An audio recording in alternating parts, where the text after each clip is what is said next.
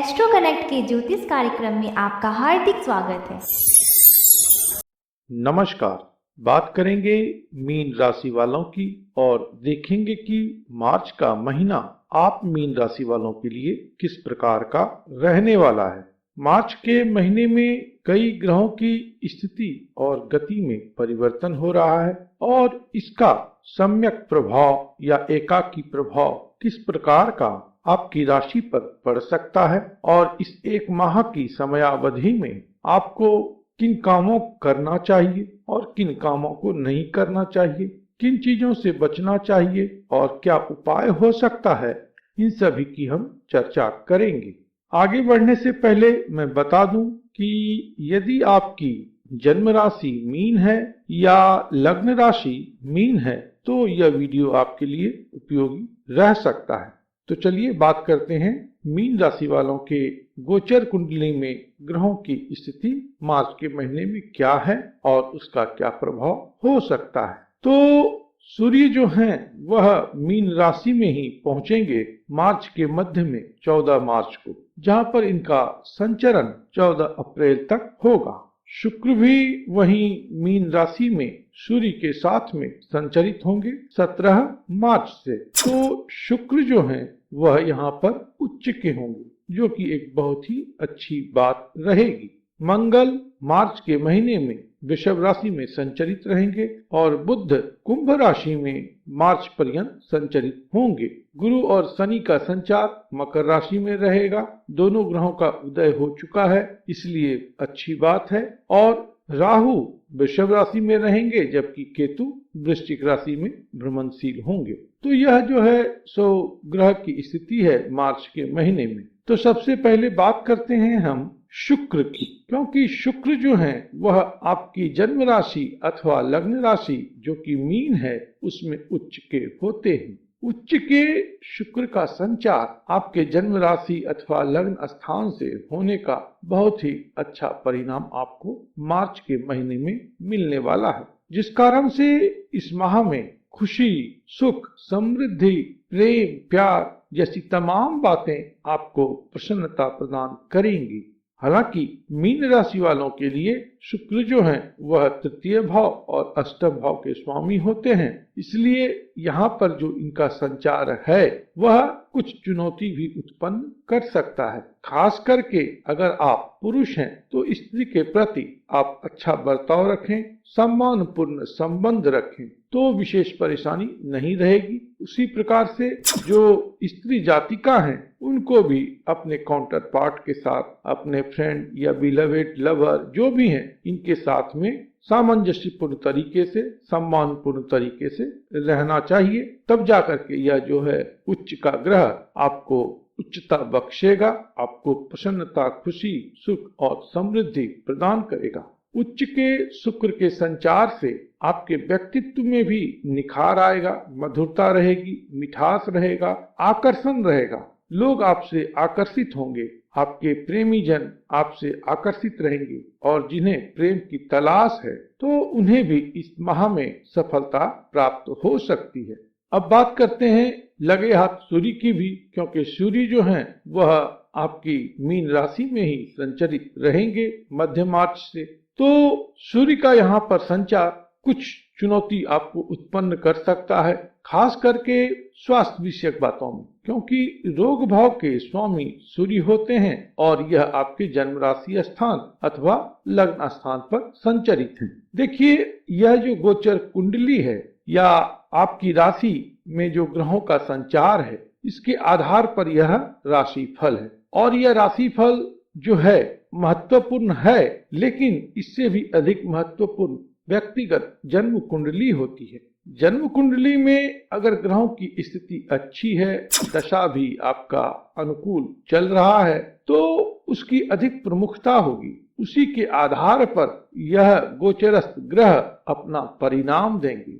मान लें कि अगर नौकरी की दशा अच्छी चल रही है आपके जन्म कुंडली में और ग्रह भी तदनुकूल हैं, तो सूर्य का यहाँ पर संचार आपके नौकरी में उन्नति कराएगा। अगर वहां पर दशा अच्छी नहीं है तो यह जो सूर्य का संचार है वह लड़ाई झगड़ा भी कराएगा। दशा रोग देने वाले ग्रहों की चल रही होगी तो रोग की प्राप्ति होगी। तो यह जो इंटरप्रेट होता है वह जो आपकी जन्म कुंडली है उसके आधार पर, लेकिन सामुदायिक तौर पर अगर बात को देखा जाए या अध्ययन किया जाए तो उसके लिए गोचर कुंडली बहुत ही महत्वपूर्ण है। और इसी कारण से सामुदायिक तौर पर जो मीन राशि है उनके लिए यह राशि फल है। तो इसमें डरने जैसी बात नहीं है या किसी प्रकार के भ्रमित होने जैसी बात नहीं है। यहाँ पर मैं आपको उतना ही बताऊंगा जिससे कि आप कुछ सावधान रह पाएं और जितना संभव हो सके आप उससे बच सकें। तो सूर्य जब यहाँ पर संचरित हैं तो इस समय में स्वास्थ्य विषयक बातों को लेकर के कुछ चुनौती होगी। तो सूर्य क्या कहते हैं कि बी डिसिप्लिन, कि आप डिसिप्लिन हो जाएं। जैसे कि सूर्य प्रत्येक दिन प्रातः काल में उदित होते हैं और अपनी एक रफ्तार के साथ अस्त होते हैं, तो उनकी एक निरंतर गति है। तो आप अपने जीवन को भी इसी प्रकार से निरंतर बनाए रखें, ऊर्जावान बनाए रखें, कुछ व्यायाम करें, कुछ अच्छी आदतों का अनुसरण करें, तो जाकर के सूर्य का यह जो संचार है आपको बीमारी से परेशान नहीं होने देगा। जो लोग प्रभावशाली हैं, बड़े हैं आपके समाज में, आपके प्रतिष्ठान में, आपके ऑफिस में, उनका सम्मान कीजिए, क्योंकि उनसे इस समय में शत्रुवत स्थिति हो सकती है। किसी प्रकार के वाद विवाद में आप पड़ सकते हैं, लड़ाई झगड़े की भी संभावना रहती है। चूंकि सूर्य की दृष्टि आपके जीवन साथी भाव पर रहेगी, हाउस ऑफ मैरिज या हाउस ऑफ रिलेशनशिप, तो यह एक विच्छेदात्मक ग्रह है। इस कारण से स्पाउस या जो रिलेशनशिप में है उनके लिए पार्टनर जैसी बातों को लेकर के कुछ परेशानी हो सकती है। आपसी जो तालमेल है वह बिगड़ सकता है और टेम्परेरी तौर पर सेपरेशन की स्थिति हो सकती है। इसकी हालांकि कम संभावना है, लेकिन फिर भी आप सचेत रहें कि अपने संबंध को मधुर बना करके रखें। और शुक्र का जो संचार है वह आपको यही संदेश दे भी रहा है। तो इन बातों को जब आप करेंगे तो कोई विशेष परेशानी नहीं होगी। अब बात करते हैं मीन राशि के स्वामी ग्रह देवगुरु बृहस्पति की। तो देवगुरु बृहस्पति का संचार तो आप मीन राशि वालों के लिए बहुत ही सुंदर रहने वाला है, क्योंकि देवगुरु बृहस्पति आपके आय भाव से संचरित हैं और इनकी दृष्टि जो है वह आपके पराक्रम भाव पर है, आपके पूर्व पुण्य भाव पर है और आपके जीवन साथी भाव पर है। तो काम त्रिकोण के समस्त भावों को शुभत्व से भर रहे हैं आपके जन्म राशि के स्वामी अथवा लग्न राशि के स्वामी देवगुरु बृहस्पति।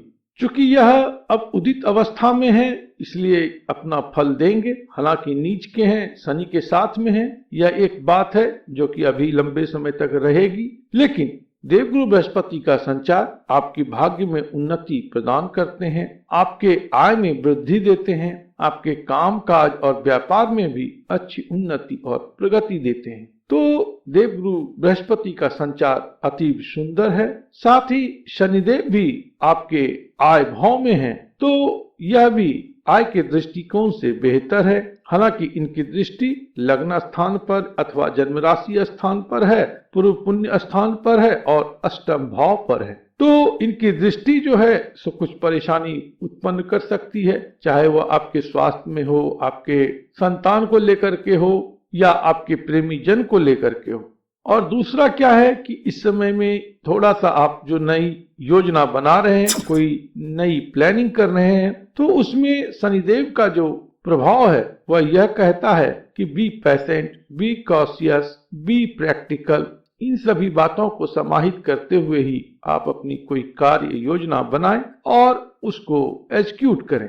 धैर्य के साथ करेंगे, प्रॉपर रिसर्च एनालिसिस के साथ करेंगे तो आपके आय में बहुत अच्छी वृद्धि होगी, आपको सफलता मिलेगी। अब एक जो महत्वपूर्ण ग्रह योग बन रहा है वह है राहु और मंगल का, क्योंकि मंगल भी वृषभ राशि में मार्च में संचरित होंगे और राहु तो वहां पर पहले से ही संचरित हैं। दोनों आपके तृतीय भाव से संचरित हैं, जो कि अति सुंदर बात है, क्योंकि यहाँ पर यह दोनों ग्रह अपना अच्छा फल प्रदान करते हैं, इसलिए कोई विशेष चिंता की बात नहीं है। हालांकि कोबॉर्न जो हैं, आपके छोटे भाई बहन जो हैं, उनके साथ आपको अच्छा संबंध बना करके रखने की आवश्यकता रहेगी। उनके स्वास्थ्य या उनके जीवन में किसी प्रकार की परेशानी आ सकती है, तो वहां पर अगर आपकी कोई जिम्मेदारी बनती है तो उसको आप पूर्ण कीजिएगा। उसी प्रकार से पिता विषयक बातों में भी कुछ परेशानी आप महसूस कर सकते हैं, क्योंकि यह जो मंगल और राहु का प्रभाव है वह आपके पिता भाव पर भी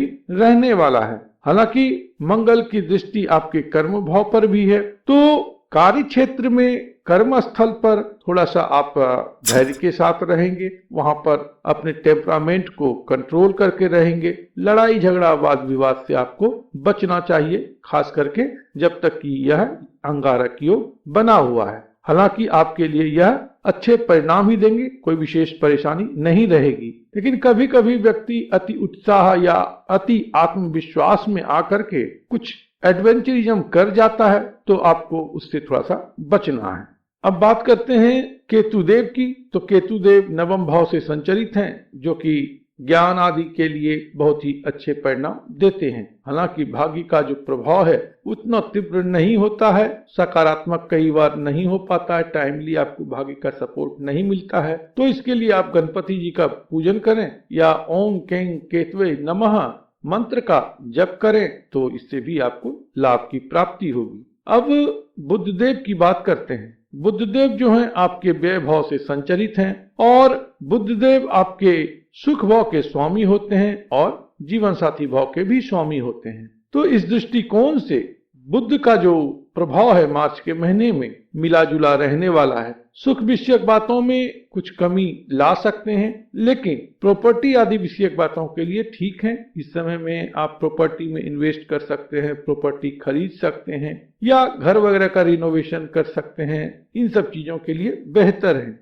पत्नी के लिए या जीवन साथी के स्वास्थ्य के लिए थोड़ी परेशानी की स्थिति बन सकती है, तो उसमें आपको थोड़ा सा ध्यान देना है। व्यापार में अभी आप एग्रेसिव इन्वेस्टमेंट ना करें, जो भी करें सोच समझ करके करें, तो कोई विशेष परेशानी नहीं रहेगी। और अगर व्यापार आदि में किसी प्रकार की परेशानी होती है तो किन्नरों की आप सेवा करेंगे तो उससे आपको लाभ प्राप्त होगा। प्रभु आप पर कृपा करें, आप स्वस्थ रहें, मस्त रहें और व्यस्त रहें। ओम नमो भगवते वासुदेवाय।